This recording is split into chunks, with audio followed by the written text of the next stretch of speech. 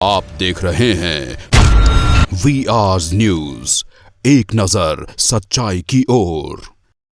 नमस्कार, आप सभी को उस पल का इंतज़ार था जब आरती जी मेरे साथ बैठेंगी और उनसे हम वो पल पूछेंगे जिस पल की वजह से आज ये हालात हुई है। सबसे पहले आरती जी, कैसी हैं आप?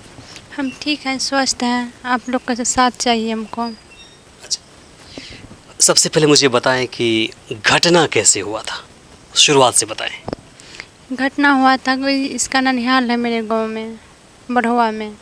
तो वहाँ पे गया जाता था, आता था। तो इस सुबह में उस रोज़ हुआ क्या, मेरी भाभी इसको बुलाई। ऐसे नहीं मेरे यहाँ जाते थे, ननिहाल गए थे उस रोज़। तो ये गए तो मेरी भाभी बुलाई, क्या बोलो, इसको बोले क्या कि आप जो है आइए शादी करवाएंगे हम। तो गए तो वहाँ पे शादी नहीं करवा के वो चले गए अपना हस्बैंड को जगा के चले आए। हस्बैंड इसका पकड़ लिए, मेरा भैया पकड़ लिए, इसको रूम में बंद कर दिए। वहीं से मारा पीट शुरू हो गया। कौन भाई थे वो? ये रविकांत। फिर क्या हुआ? फिर क्या हुआ, मारा पीट के बाद सुबह हुआ। सुबह में फिर ये सब गए, सब हम कॉल किए यहाँ सबको, पापा को किए, भैया को किए कि जल्दी आइए, मार रहा है उसको। हम भी थे दूसरे रूम में। तो नहीं, ये सब पहुँचा लेकिन दरवाज़ा नहीं खोल पाया, नहीं दिया वो सब खोलने के लिए।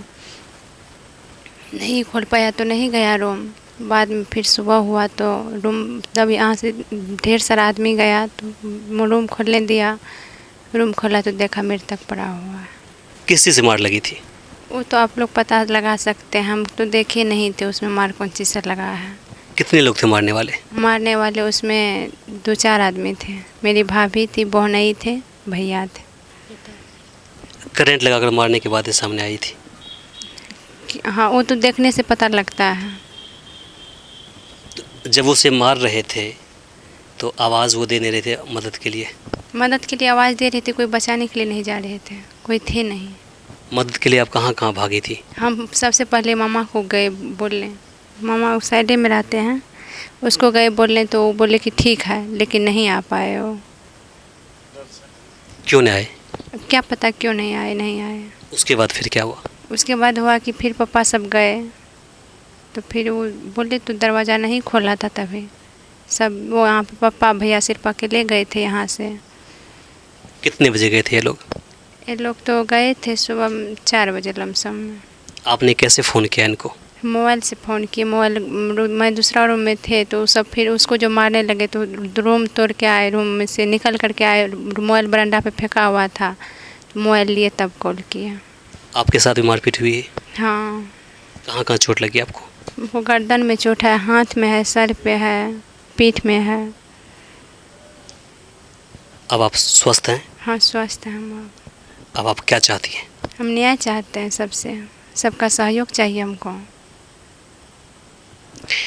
अब अपने पिताजी के यहाँ जाएंगे कि आप यहीं रहेंगे? यहीं रहेंगे। हमको वहाँ जाके क्या करेंगे हम, हमको वहाँ कौन है अब? कोई नहीं आपका वहाँ पर? नहीं, कैसे मिले थे पहली बार आप? मिले नहीं थे, फ़ोन से बातचीत हुआ था। कभी वहाँ पर गए थे? उसका ननिहाल वहाँ पे है तो वहाँ पे जे करता था। आपसे मिले थे पहले 2 साल के दौरान?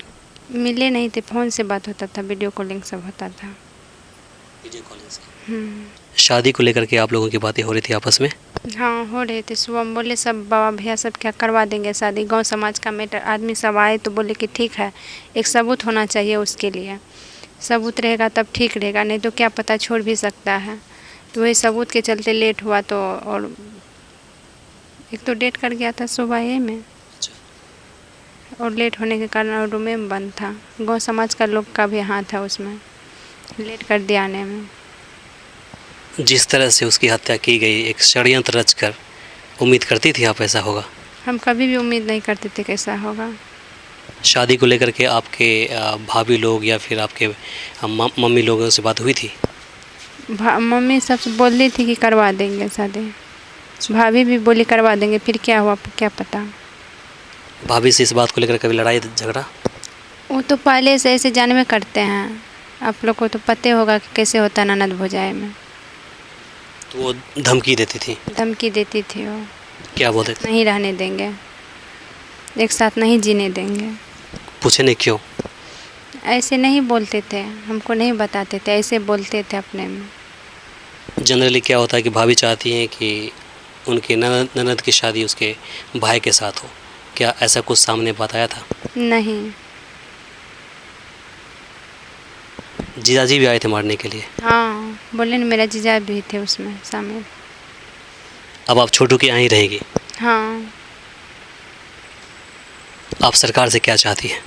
सरकार से क्या चाहते हैं? न्याय चाहिए इसके। किस तरह का न्याय चाहिए आपको? आप लोग बता सकते हैं किस तरह का न्याय चाहिए, आप लोग भी तो जानते हैं ना।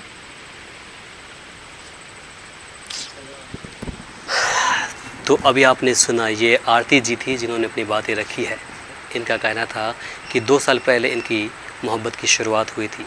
छोटू से अक्सर ये फ़ोन पर बातें किया करती थी, लेकिन उस रात जब इसे बुलाया गया इनके घर पर, तो इन्हें अंदेशा हो गया था कहीं न कहीं छोटू के साथ कुछ न कुछ अन्याय होने वाला है। तकदीर को, नसीब को कुछ और ही लिखा हुआ था और वो हो भी गया। ये मदद के लिए हर दरवाजे पर गई। यहीं पर छोटू के नाना जी रहते हैं और ननिहाल है, बाकी समाज के लोग हैं, उनके पास ये मदद के लिए पहुंची, लेकिन वो लोग बोले कि अब अभी आते हैं, लेकिन वो समय पर नहीं आए। इसके बाद इन्होंने कॉल किया यहाँ पर छोटू के पिता को। पिताजी वहाँ पहुँचे, लेकिन उन लोगों ने किसी की बातें नहीं मानी। अंत में छोटू की लाश सुबह 3:30 से 4 बजे के आसपास घर से बाहर निकाला गया। अभी टूट चुकी है। इनका कहना है कि आप इसे मदद कीजिए, ये जो लड़ाई लड़ने जा रही है इसमें आप सभी सहयोग कीजिए। इसके साथ ही हम चाहेंगे कि आप इस वीडियो को अधिक से अधिक शेयर कीजिए, ताकि बाकी लोगों तक पहुंच जाए जो ये सोच रहे हैं कि आरती के साथ कुछ अनहोनी हुआ है, आरती ज़िंदा नहीं है, या फिर आरती अभी स्वस्थ नहीं है। अभी हमारे साथ आरती हैं, बिल्कुल स्वस्थ हैं। अब ये आगे की लड़ाई के लिए तैयार है। तो फ़िलहाल के लिए मुझे इमरान को, ये सहयोगी एहसान को दीजिए यहीं पर इजाज़त। नमस्कार। हमारे इस चैनल को सब्सक्राइब करें, साथ ही बेल आइकन पर प्रेस करना ना भूलें, ताकि हर अपडेट्स आप तक पहुंचती रहे।